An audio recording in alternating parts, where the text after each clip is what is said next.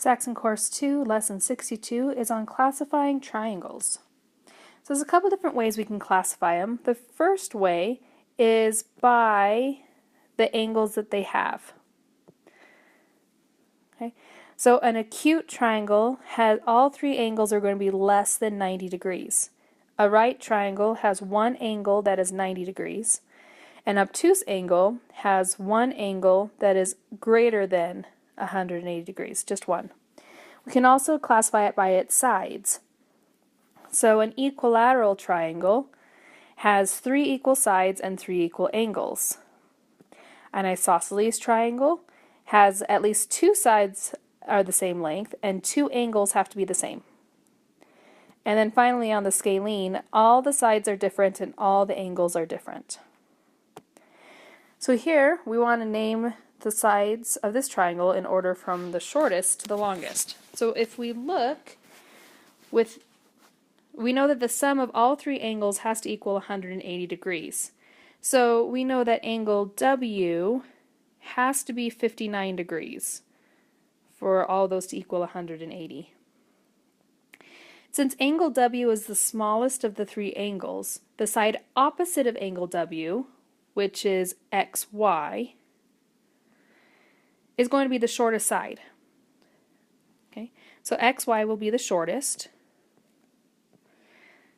Okay, the next angle in size is angle X. So angle X is the next smallest, so that means that the side opposite, WY, is going to be the next shortest. So we'll go WY. And finally, the third angle, 61, is the largest angle, which means the side opposite, WX, is going to be the largest side. If two angles of a triangle are the same, their opposite sides are the same length. So here it wants to know which sides of this triangle are the same length. First we have to figure out what angle Q is. So again, all of the triangles equal 180 degrees.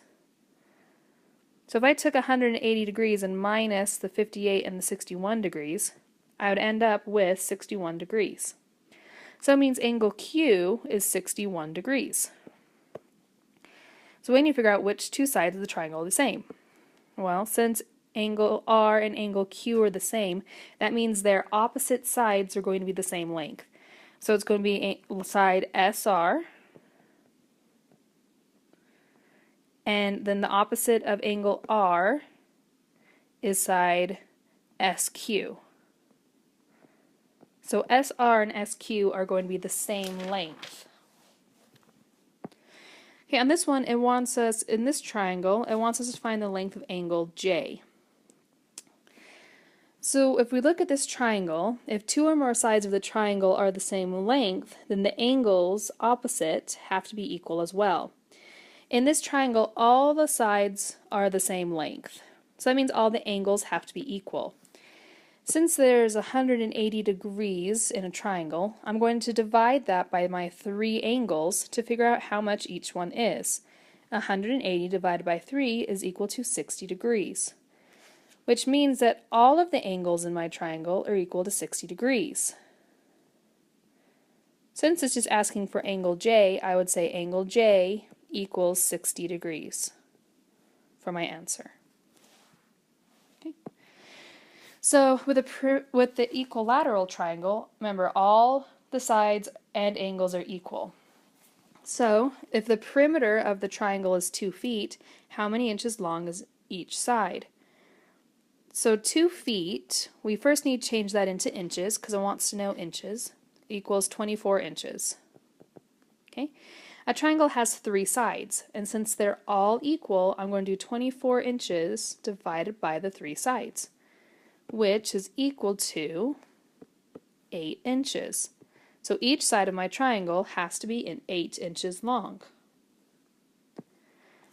Okay, on this last one, it wants you to draw an isosceles right triangle.